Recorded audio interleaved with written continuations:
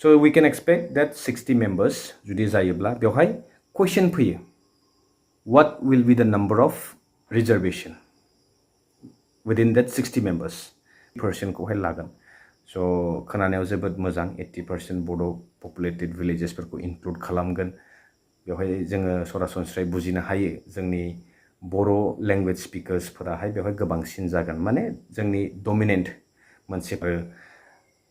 outside को दाहाय जोङो सोनो नागिरदों. बेवहाय माबायदि complications जानो हानाय बेफोरनि सोमोन्दै जोङो बुजिनांगोन. बेखौबो जों नोजोर होनांगोन जिहेतु बे amendment खालामनायनि गेजेरजोंहाय जोङो मोनसे 6th schedule हिसाबै plain tribe हिसाबै दिनै जोङो बे काउन्सिलखौ मोननो हादों.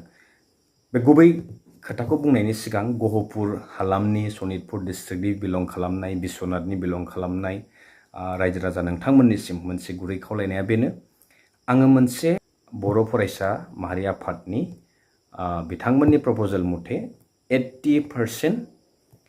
बर' मेजरिटी बेवहाय डिस्ट्रिक्टजोंहाय बाउन्ड्री शेयर खालामो ना खालामा बा बे सिमनासेयावहाय दंना गैया कन्टिगुअस जितु होनदों बे विदिन द बाउन्ड्री माने खाथि खालानि गामि खुलुमबाय बयखौबो hellosbvlogनि नायगिरि साफ्रोमखौबो So without much delay थाबैनो टपिकनि सायावहाय आं नोंथांमोननो फोरमायनो सानो दाने मोननैसो टपिकनि सायाव नैबे भिडिअखौ कभार खालामगोन आसा खालामदों नोंथांमोना भिडिअहाय जोबजासिम थागोन एन्ड आङो माब्लाबाबो बुङा दिनै बुंबाय भिडिअखौ जुदि मोजां मोनदोंब्ला प्लिज शेयार खालाम हाजासे शेयार खालाम जाहाथे नैबे गोनां आपडेट्सखौहाय बयबो मोनथियो नंगौ बिसायख'थिनि सम जोबोद दुंहाव मोनसे थासारि होनांगोन बर्तमान बिसायख'थिखौ लानानै जोंनि गेजेराव गोबांथार पलिटिकल पार्टिसफोरनि केम्पेन्स जयनिं प्रग्राम्स बायदिसिना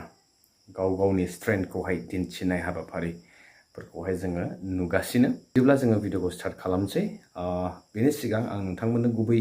माखासे की पइन्ट्स जितु भिडिअनि गेजेरजों कभार खालामगोन बेखौ फोरमायनो सानो स' गोबांथार समाव गोबांथार मानसिफोरानो सोंथि खालामो आरो जों ससियेल मिडियानि गेजेरजों गोबां बे ट्रेन्ड सोलिबाय थानाय नुदों इनक्लुजन ना स' बे एक्चुअली BTR एग्रीमेन्टनि क्ल'ज 3.1 जेरावहाय स्पष्ट इनक्लुजन आरो एक्सक्लुजननि बाथ्राखौहाय गुबै सावरायनाय जादों स' बेयो जोंनि जितु एक्जिस्टिं 6th शेड्युलावहाय माबाफोर इम्पेक्ट खोलैगोन नामा नेगेटिभ साइडआवहाय आरो बेनि जोङो जुदि गिदिर स्केलाव सावरायोब्ला बेनि मोजां पजिटिभ साइड्स दं नामा नैबेनि सोमोन्दै जितु इनक्लुजन होननाय बुंदों आरो एक्सक्लुजनावहाय जोंनि जि कन्टिगुअस माखासे भिलेजेसफोर दङ जोंनि BTR बा BTC एडमिनिस्ट्रेशननि सिङाव थानाय स' रायजोफोर खोथाखौ एसे बुजिनो नाजा आङो सरासनस्रायै गुबै पइन्ट्सनि सायावहाय नोंथांमोननो बुजायनो नाजागोन स' इन डिटेल जुदि थाङोब्ला भिडिअआ जोबोद गोलाव जालांगोन आं नोंथांमोननि समायखौहाय नस्थ' खालामनो सानाखै स' इन शर्ट ब्रिफलि आं नोंथांमोननो हाजासे हानायखिनिखौ फोरमायनो नाजागोन इन केस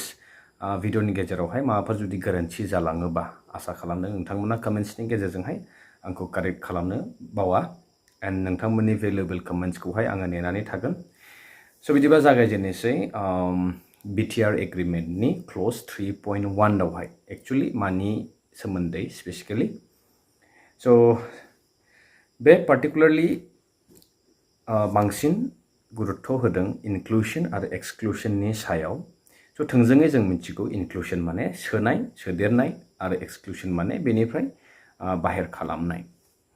स' बेवहाय मोनसे खोथाखौ जोङो स्पष्ट बुजिनांगोन इनक्लुजन होननाय लोगो लोगो बेवहाय माखासे टर्म्स एन्ड कन्डिशन्स थायो जेरै जोङो फर एग्जाम्पल माबा मोनसे अफार अनलाइन पारचेस माबा माबि प्रडाक्ट पारचेस खालामनायावहाय बेवहाय 100 रुपिस कपन डिसकाउन्ट होनाय 200 rupees 1000 rupees in purchase of 2 products buy 1 get 1 free बेफोरबायदि फर एग्जाम्पल आं लाबाय स' बेवहाय माखासे TNC एप्लाइ होनाय थायो स' थिग बेबायदिनो इनक्लुजन होनाय लोगो लोगो थोंजोङै जोङो जाखिनि गामि बर' गामिनो 80% 50% पपुलेसन वाटेभार जों बेखौ सोनो गोसो जाब्लानो सोनो हानाय बेफोरबायदि जुदि जानायमोनब्ला जोबोद हामगौमोन नाथाय प्रेक्टिकेलि बेवहाय माखासे TNC एप्लाइ दङ टार्म्स एन्ड कन्डिशन दङ माखासे रुल्स दङ माखासे लस दङ स' बेफोरखौ नोजोर होनानैसो जोङो माखासे स्टेप्सखौहाय आवगायनो हायो स' इन सिम्पल बेनो सरासनस्रायै बुजिनो थाङोब्ला कन्टिगुवास खोथाखौ जोङो बुजिग्रोनांगोन माने जोंनि जितु BTC बर्तमाननि एडमिनिस्ट्रेसननि सिमनाजोंहाय नांजाबनाय खाथि खालानि डिस्ट्रिक्ट्स बेफोरावहाय जुदि बहाबा जोंनि गामि दङ जोंनि मेक्सिमाम मेजरिटि थानाय गामि जितु थांनाय बाजेट सेसना जोंनि BTCनि लेजिस्लेटिभ एसेम्ब्लियावहाय खुंजादोंमोन स' बेवहाय स्पष्ट जोंनि डक्टर हेमन्त बिश्व शर्मा बिथाङा बुंदों जे as per the demand of एबसु बर' फरायसा माहारि आफादनि बिथांमोननि प्रप'जेल मथे 80% बर' मेजरिटि बेवहाय थायोब्लासो बे गामिखौहाय सोसनगोन एगेन बेयावबो मोनसे जिनिसखौ जोङो नोजोर होनांगोन जे बे गामिखौ सोसनगोन जिहेतु बेयो जोंनि एक्जिस्टिं मोनबा डिस्ट्रिक्टजोंहाय बाउन्ड्रि शेयार खालामो ना खालामा बा बे सिमनासेयावहाय दंना गैया कन्टिगुवास जितु होनदों बे उइदिन द बाउन्ड्रि माने खाथि खालानि गामि जाहाथे जेब्ला जोङो मेपखौहाय रिड्र खालामफिनो बेवहाय ओरै जानाङा जे बियो दिनै उदालगुरि डिस्ट्रिक्टखौहाय बारनानै बेवहाय गुबुन मोनसे डिस्ट्रिक्ट थादेरबाय बा नन बर' भिलेजेसफोर थाबाय गामिफोर थाबाय जिहेतु बेखौ बारलांनानैहाय ओरै बर' गामिखौ सोसननांगौ होनना बुङोब्ला बेयो इम्पसिबल जाहैगोन आरो जुदि बेखौ सोसनोब्ला बे एक्चुअलि मा जागोन पेरा 1 क्लज 2 खौहाय एडप्ट खालामनाय जागोन स' बेखौ खालामोब्ला थोंजोङै जोंनि जितु BTCनि एडमिनिस्ट्रेसनावहाय BTC एडमिनिस्ट्रेसनाव जाखिनि क्लज मथे जाखिनि प्रभिजन मोनदोंमोन 6 शिड्युल हिसाबै बे बहाबा नङा बहाबा बिराद गाज्रि मोनसे इम्पेक्ट लाबोगोन स' थिग बेबायदिनो आं मोननैसो खोथा नोंथांमोननो पइन्टखौ होनो सानो बे गुबै खोथाखौ बुंनायनि सिगां गहपुर हालामनि सनितपुर डिस्ट्रिक्टनि बिलं खालामनाय बिश्वनाथनि बिलं खालामनाय रायजो राजा नोंथांमोननिसिम मोनसे गुरै खावलायनाया बेनो आङो मोनसे जाखिनि बे डाटा आङो मोनदों बे डाटा हिसाबै जा लिरनाय दङ आं बेखौ नोंथांमोननो फोरमायनो सानदों बेवहाय आंहा खुनु इन्टेनसन गैया जे जोंखौहाय नन BTDनिखाय जोंखौ BTR आवहाय सोसनजानो बादों नामा एन्टि नामा बेफोरबायदि साननाङा आं मोनसे जि हाइलाइट नोंथांमोननि सिगाङाव लाबोनो नाजादों जे बे एक्चुअलि प्रेक्टिकेलि बिनि महरा माबायदि लागोन जुदि बेखौ प्रपार एनालाइज खालामनायनि गेजेरजों नायबिजिरनायनि गेजेरजों जुदि बे स्टेप्सखौहाय जोङो आगान होआब्ला ब्लाइन्डलि जुदि बेखौ जोङो थाङोब्ला जोंहा माबायदि खहा जानो थांगासिनो दं उइदिन द BTR एडमिनिस्ट्रेसनाव थानाय रायजो राजाफोर आरो आउटसाइडखौ दाहाय जोङो सोनो नागिरदों बेवहाय माबायदि कमप्लिकेशन्स जानो हानाय बेफोरनि सोमोन्दै जोङो बुजिनांगोन एन्ड स्टेटनि फारसे स्टेटआहाय बेवहाय मा पलिसि दङ माबायदि एजेन्डा लादों माबायदि थांखि लादों बिथांमोननि इन्टेनसना माबायदि बेखौबो जों नोजोर होनांगोन जिहेतु बे एमेन्डमेन्ट खालामनायनि गेजेरजोंहाय जोङो मोनसे 6 शिड्युल हिसाबै प्लेन ट्राइब हिसाबै दिनै जोङो बे काउन्सिलखौ मोननो हादों स' बिराद इजि नङा स' बेनिखायनो बे सिटुएसनखौहाय ओरैबायदि हेन्डेल खालामनांगोन स्मुथलि आरो गोबां साननायनि गेजेरजों गोबां इन्टेलेक्चुवेल्सफोरनि मेलेमजिबि बिथांमोननि साननाय हनायनि गेजेरजों नायबिजिरनायनि गेजेरजों थर' मोनसे स्टाडि खालामनायनि गेजेरजोंसो बेफोरखौ लानो हायो दा जोंबो सब खोथाखौनो स्पस्थयै आं नोंथांमोननो बुजायनो हास्लाबनाय नङा थेवब्लाबो एज पार माइ नलेज आं जाखिनि हागोन बेखिनिखौ नोंथांमोननो बुजायनो नाजागोन स' clause 3.1 of the Bodoland Territorial Region माने BTR मा दङ बेयो specially agreement pertains to territorial inclusion सोसननाय आरो एक्सक्लुसन माने बाहेर खालामनाय बेस्ड अन दि बड' पिस एकर्ड जितु जालांबाय 2020 आवहाय स' बेनि सोमोन्दै जों मा मोनथियो accord here what we know बेवहाय माखासे टेरिटरियेल रिफर्म खालामनाय जागोन इनक्लुसन एन्ड एक्सक्लुसन क्राइटेरियायावहाय बे दंथारो बाउन्ड्रि रिडिफिनेसन जागोन माने बाउन्ड्रिखौहाय रिड्र खालामफिननायनि बेवहाय मेनसन खालामदों स' बे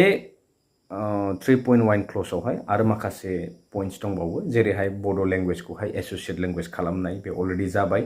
आरो स्पेशल प्रभिजन माखासे दङ जेरैहाय प्रिजार्भेसन अफ बड' जोंनि बर'फोरनि कालचार आरो लेंगुवेज जोंनि हेरिटेजफोरखौहाय रैखाथि होनाय आरो माखासे डेभेलपमेन्ट पेकेज जितु जोङो थांनाय बारावहाय खोनादोंमोन बड'लेण्ड महोत्सब जानाय समावहाय भारतनि प्रधान मन्त्रि नरेन्द्र मदि बिथाङा बेवहाय एनाउन्समेन्ट खालामदोंमोन जे 1500 crore डेभेलपमेन्ट फंडखौ होनाय जाबाय होननानै बिथांमोना बेवहाय बुंनायखौ जों खोनायो आरो माखासे रिजर्वेशननि बाथ्रा बुंदों reservation four Bodos in the government jobs and educational institution so बे as per the BTR accord by 3.1 क्ल'जआवहाय बेखौ मेनसन खालामदों जोङो सावरायगोन इनक्लुसन एन्ड एक्सक्लुसन क्राइटेरियावहाय मा दङ The agreement involves including contiguous Bodo inhabited areas from neighboring districts and excluding non-Bodo inhabited territories currently under BTC jurisdiction होनना बुंदों दा माबा मोनसे होगोनबा माबा मोनसे लांगोनबो एन्ड दिनै जोंनि BTR नि गेदेमाफोरा बुंनाय बायदिब्ला जे बेवहाय इनक्लुजनखौ माबायदि खालामगोन एब्सोल्युट माने बड' मेजरिटी थानाय 80% खौहाय लागोन स' खोनानायाव जोबोद मोजां 80% बड' पपुलेटेड भिलेजेसफोरखौ इनक्लुड खालामगोन बेवहाय जोङो सरासनस्रायै बुजिनो हायो जोंनि बर' लेंगुवेज स्पिकार्सफोराहाय बेवहाय गोबांसिन जागोन माने जोंनि डमिनेन्ट मोनसे फैगोन बेफोरबायदि मोनसे आसाजोंहाय बिथांमोना बेखौ सानदों नाथाय प्रेक्टिकली बिदि जाथारोब्ला देन जोंहा बुंनांगौ गैला स' इट्स भेरि गुड आरो वेलकाम खालामो जों बिदिखौ नाथाय बेनि माखासे साइड इम्पेक्ट्स जिहेतु नेगेटिभ साइडआवहाय थांगासिनो दङ बेखौबो जों बुजिनांगोन स' मा होनदों to be eligible for inclusion villages need to meet certain criteria होनना बुंदों जुदि बे इनक्लुसन जानांगौब्ला माखासे गोनांथार टर्म्स एन्ड कन्डिशन क्राइटेरियाफोरखौहाय फुलफिल खालामनो गोनां जायो जेरै बड' पपुलेशन जोंनि जि जनसंख्या बेयो एटलिस्ट 80% जानांगोन बै गामियावहाय बै एरियायावहाय जेखौ जोङो इनक्लुड खालामगोन स' बेखौ एनाउन्स खालामदोंमोन आसामनि चिफ मिनिस्टार हेमन्त बिश्व शर्मा अन January 26, 2023 आरो कन्टिगुअस एरिया जितु आङो दानि mention खालामखांबाय The BTR boundary will be redrawn to include contiguous Bodo inhabited areas from neighboring districts. जोंनि existing BTC administration आन्दाराव थानाय districtsफोरनि खाथि खाला districtsफोरनि बाउन्ड्रिजों नांजाबनाय गामिफोरखौहाय बेवहाय सोसननायनि बाथ्रा बुंदों दा मोनसे खोथाया रोखा जे जाय भिलेजा कन्टिगुअस नङा बेयो जोंनि BTC एडमिनिस्ट्रेशनाव जोंनि BTR रिजनावहाय सोथावना नङा बेनि मथेबा स' आल्टिमेटलि जुदि बेखौ गभर्नमेन्टआ स्टेट अफ आसाम जोंनि BTR गभर्नमेन्टफोरा सावरायनायनि गेजेरजों माबाफोर बेफोरबायदि जुदि गामिखौ सोसननो सानदोंब्ला देन जों बेवहाय एसे साननो गोनां बायद' जागोन जिहेतु बियो 6 शिड्युलनि नर्म्स मथे नंगौना नङा आरो जुदि बेबायदि खालाममारोबा बेखौ जुदि इम्पज खालामोब्ला माबा मोनसे भायलेट जानो थांगासिनो दं नामा बे जोबोद साननो गोनां रायजोफोर एन्ड बेवहाय मोनसे कमिटि रिभिउ कमिटि दाना होनाय जादों स' बेखौ लिड खालामदोंमोन फर्मार चिफ सेक्रेटारि P बर्मा आरो बेनो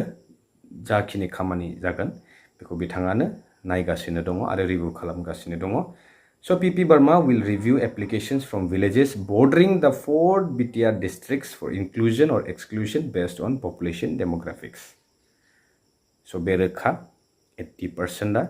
minimum criteria जागोन आरो contiguous जाथारनांगोन. Then बेयो as per the 6 schedule norms as per the BTR agreement नि clause मथे बा BTC administration नि clause मथे बेयो जाहैगोन. Then So बेनि थाखाय माखासे मेजर स्टेप्स जोङो अलरेडि लानायखौ नुबाय जेरैहाय रिसेन्टलि जोङो गभर्नरनिफ्राय मोनसे फोसावनाय जोङो खोनादोंमोन डेलिमिटेशन अर्डारखौहाय फाइनाल डेलिमिटेशन जितु जानो थांगासिनो दङ टोटल नम्बर अफ 81 भिलेजेस बेखौहाय रिलिज खालामनानै होनाय जाबाय आरो बेनि रिभिउआबो जालांबाय बे जानाय लोगो लोगो बेवहाय आरो गोबां खोथा फैबावगोन बेखौ सावरायलांगोन दा बेनि सिगां जुदि बेवहाय जबरदस्तियै माबाफोर जुदि इनक्लुसन जादोंबा माबाफोर जुदि इम्पज खालामनो थांदोंब्ला स' एज पार दि BTC एडमिनिस्ट्रेशन एज पार दि BTC एकर्ड बेयो एप्लिकेबल नङामोन बाट बेखौ जुदि लाबोदोंब्ला बेवहाय माबोरैहाय जानो थांगासिनो दं जिनिसा बेखौ जोङो एसे नायनांगोन स' बेयाव लिरदों रिगार्डिं autonomous reason is इम्प'ज्ड on the Bodoland territorial council जुदि बियो इम्प'ज जायोब्ला इट वुड मिन that BTC would have to adhere to the rules and guidelines set for the autonomous regions. However, according to the memorandum of the settlement, this provision is not applicable to BTC. जितु 2003 सननि BTC accord जादोंमोन बेयो applicable नङा होननानै बुंदों स' बेवहाय माखासे की इमप्लिकेशन्सफोरखौ जोङो नोजोर होयोब्ला जेरैहाय अट'नमि जोंहा मोनसे अट'नमि दङ जे बेनो जोङो सेल्फ गभर्नेन्स मोनसे अट'नमि दङ आरो माखासे साबजेक्ट्सनि सायावहाय जोङो माखासे पावार एन्ड फांक्शन्सफोरखौ एन्जय खालामो स' थिग बिदिनो BTC autonomy would be affected as autonomous regions have specific powers and functions defined under the 6th schedule नि आन्दारावहाय जोङो माखासे power and functions already बेवहाय define खालामनाय दङ and governance structure governance नि जे structure government को सालायनायनि जे माखासे structuresफोरा माबायदि जागोन ना so बेवहाय लिरदों the governance structure of BTC might need to be adjusted to align with the imposed provision जुदि बे para 1 clause 2 of the 6th schedule जुदि impose जायोब्ला बेयो माखासे कम्प्रोमाइजआव फैगोन नामा बेफोरबायदि डाउट फैगासिनो दङ legislative powers BTC legislative powers might be limited as autonomous regions have specific areas where they can make laws जेतु आं बुंदों जुदि contiguous villagesफोरखौ इनक्लुड खालामोब्ला जोंहा बेवहाय बुंनांगौ गैया बाट जुदि contiguous नङि भिलेजफोराबो जुदि इनक्लुड जानो थांगासिनो दङब्ला even though it's a Bodo majority बा absolute majority दङ but not within the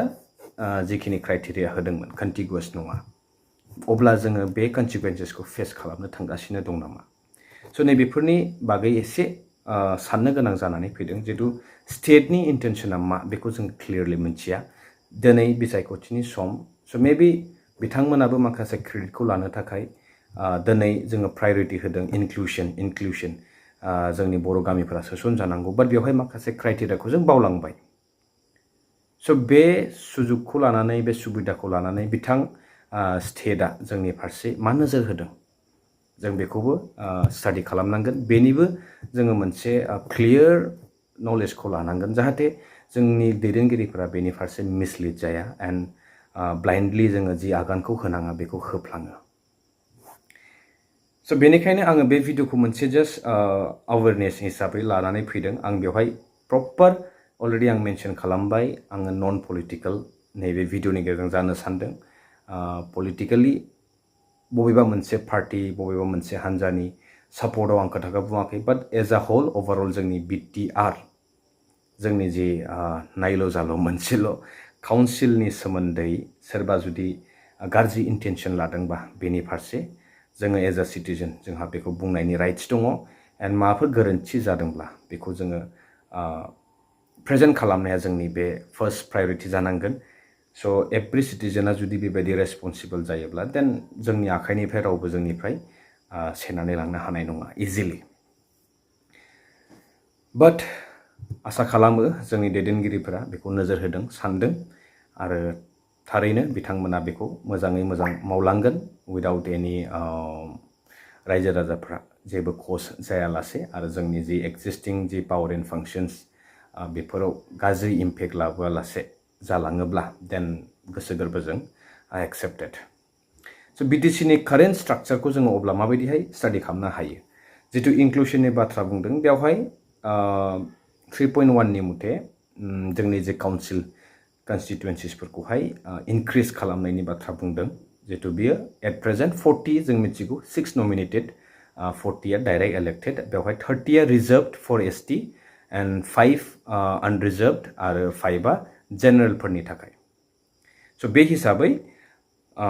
नैबे नेक्स्ट जितु इनक्लुसननि उनावहाय जितु डेलिमिटेसन जितु ड्राफ्ट फाइनेल ड्राफ्टनि उनावहाय हयथ' बे इलेक्शननि सिगां बा उनाव बेयो जुदि जायोब्ला स' माबायदि जागोन 60 टटेल नाम्बार इन कन्स्टिटुवेन्सिसा जागोन 60 मेम्बार्स बेवहाय रिप्रेजेन्ट खालामगोन एन्ड जितु नमिनेटेड 6नो थागोन नामा बेफोरबायदि बे मोनसे राफलि मोनसे जास्ट आइडिया नोंथांमोनजों आं शेयार खालामनो थांगासिनो दङ So we can expect that 60 members जुदि जायोब्ला बेवहाय question फैयो बयनिबो गोसोआवहाय सोंथि फैयो what will be the number of reservation within that 60 members बे 60 constituencies नि गेजेरावहाय बेसेबांसिमहालागै reservation जागोन so expect खालामनो हायो जुदि near about 45 so जों expect खालामनो हायो out of 60 members 45 आ जुदि ST reserved and 6-7 आ बा 7 to 8 consider खालामनो हायो unreserved आरो 7 to 8 consider खालामनो हायो open हिसाबै आरो 6 आ nominated जितु दंमोन माने as it is so बेबायदि खालामनानै जों overall 60 बे मोनसे roughly बे आइडियाखौहाय जों लाबोनो हायो so बेबायदि जायोब्ला जोंहा खहा जागोन नामा बे साननो गोनां but negative साइडआव जों सानोब्ला जुदि out of 60 जुदि only near about 40 seats जोंनि थाखाय reserved जायोब्ला and बेला फारसेथिं जुदि 10-10 जुदि बेवहाय open आरो unreserved होयोब्ला so बे माबा मोनसे negative impact लाबोगोन नामा so overall जोङो माखासे गोबां खोथाखौहाय नोंथांमोनजों so गोबां खोथाखौ जोङो सावरायबाय भिडिअआ जोबोद गोलाव जालांबाय आङो in detail जुदि थाङोब्लासो नोंथांमोननो स्पष्टयै बुजायनो हागौमोन but आसा खालामदों नोंथांमोना सरासनस्रायै माखासे खोथाफोरखौ हमनो हाबाय जे contiguousनि बाथ्रा बुंदों village जितु inclusion जागोन बेयो must priority जानांगोन and boundary जितु redraw खालामगोन बे माबायदि जागोन बे माखासे सोंथि थाहैबाय आरो जितु delimitation draftनि final reviewआ फैबाय so बेवहाय गोबांथार villagesफोरा include जागोन गोदान voters हिसाबै जोंनियावहाय BTR आवहाय काउन्ट जानो थांगासिनो दङ so बे हिसाबै constituenciesफोरा expand जानो थांगासिनो दङ so बेवहाय रिजर्वेशना ST फोरनि थाखाय बेसेबां थागोन बे मोनसे मेजर सोंथि थाहैबाय लोगोसेनो unreserved आरो open seatआ बेसेबां थाहैगोन बे मेटार खालामगोन आरो बेनो फिउचारखौ डिसाइड खालामगोन जोंनि BTC काउन्सिलआ जे बे एक्जिस्टिं जाखिनि पावर एन्ड फांक्शन्स जोङो जिखिनि साबजेक्ट्सनि सायाव एन्जय खालामगासिनो दं 6 शिड्युलनि माखासे प्रोभिजन मथे जोङो जिखिनि फ्रीडमखौ मोनगासिनो दङ जिखिनि पावर एन्ड फांक्शन्सफोरनि सायाव जों एन्जय खालामनो हागासिनो दङ बेफोरो बेबायदि बहाल थागोन ना बेवहाय माखासे अल्टारेशन जागोन जुदि अल्टारेशन जायोब्ला जोंनि जे 6 शिड्युल हिसाबै जे काउन्सिलआ दिनै सिनायथि मोनदों बेयो in future बहाबा नङा बहाबा general council जानायनि chances दङ नामा बा बेफोरबायदि intention जोंहाय स्टेटआ आवगायनो नाजादों नामा बेफोरखौबो जोङो साननो गोनां सानाब्लाबो माने साननो गोनां बायथ' खालामना फैदों जिहेतु बिथांमोननि पार्टीनि जि मेन्डेट बिथांमोननि जि एजेन्डासफोरखौ नायोब्ला बिथांमोननि जि मोनसे दोहौजों फैनाय सिस्टेमखौ नायोब्ला एसे गोसोआव गिनाया फैयो बयहाबो so बेवहाय आङो रिजनल पार्टीखौ थोंजोङै मोनसेबो पार्टीखौ बुंनो सानाखै so रिजनल पार्टी obviously जोङो रायजो राजा हिसाबै जों बयबो बेखौनो लुगैयो जे खौसेथि जुदि जों थायोब्ला रावबो जोंनि फारसे नै बेफोरबायदि आगानखौहाय होनो साहस मोननाय नङा so बेखौ फिउचारा खोन्थासिगोन जे दिनै जोंनि दैदेनगिरिफोरा बबे लामाजों आवगायलांगोन एन्ड बुंनांगोन बेवहायनो जोंनि माहारियारि आफादफोरा नैबेनि सोमोन्दैहाय गोख्रों एक्शन लानांगौ आरो इनिशिएटिभ लानानै आवगायनांगौ लिडारफोरखौ खौसेथि लाबोनो नाजानांगौ बेखिनिखौ आङो खावलायनो सानो एन्ड जोबथारनायावहाय जिहेतु आङो नोंथांमोनजोंहाय मोनसे लास्ट टपिक थालांबाय बेखौ शेयार खालामनो सानदोंमोन थांनाय 2020 नि जे काउन्सिल इलेक्शन एन्ड फैबाय थानाय जितु 2025 नि इलेक्शनावहाय मोनसे राफ एस्टिमेट होनो सानदोंमोन जे बबे पार्टीयाहाय माबोरै इम्पेक्ट लाबोगोन बबे पार्टीया एक्चुअली so बे लास्ट टपिकखौ आङो स्किप खालामनो सानबाय नैबे भिडिअआवहाय एन्ड बयनिसिमबो बेनो आसा थाबाय जे नोंथांमोना सानै हनै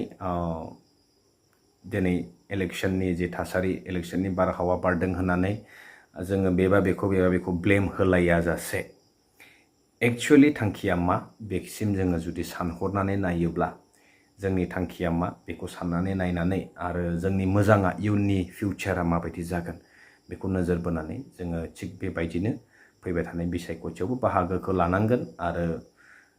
जिहेतु दिनैनि समाव जोङो नुखाबाय मोनसे मोननै नङा मोनथाम जोंनि गेजेरावनो रिजनेल पलिटिकल पार्टिसफोरा जोनोम मोनदों दङ जोंनि गेजेराव दा सोरबाया सोरखौबा सापर्ट होगोन स' बे हिसाबै नाजानांगोन गेजेरावनो जे सोर बबे मोनसे हानजायाहाय मोनसे स्ट्रं मेसेजजोंहाय आवगायलांगासिनो दङ बिथांमोननि इन्टेनसनखौ जोङो बुजिनो नाजानांगोन आरो सोरजों थाङोब्ला जोंनि काउन्सिला थिग बेबायदिनो बाहाल थाबाय थागोन आरो खहा जायालाबासिनो जों मोनसे बाहेरा दोहौ फैनायनि फारसे बारग'लांनो हागोन बेखिनिखौ जों आसा खालामनो हायो बेबायदिजोंहाय जोङो सापर्ट खालामनांगौआ दिनैनि समाव जोबोद गोनांथि जाना फैदों स' रायजो राजा नोंथांमोन दिनैनि नैबे भिडिअनिफ्राय आं बिदाय लानो सानबाय आरो बे आद्रा थालांनाय टपिकखौ आङो मोनसे गुबुन भिडिअ लाबोबावनो नाजागोन आरो बेवहाय सावरायलांगोन भट पार्सेन्टेज सोर बेसेबां मोनदों मोनाखै एन्ड सोरनि देरहानाय चान्सआ दङब्ला माबायदि स्ट्रेटेजिजों खारगासिनो दङ बर्तमाननि रिजनेल पलिटिकल पार्टिया आरो माबोरैहाय टेकल खालामगोन बे फैबाय थानाय दोहौनि फारसे स' रायजो नोंथांमोन हेल' एसबी ब्लगनि भिउवार्स लोगो मोनसिगोन नेक्स्ट भिडिअ टिल देन स्टे टिउन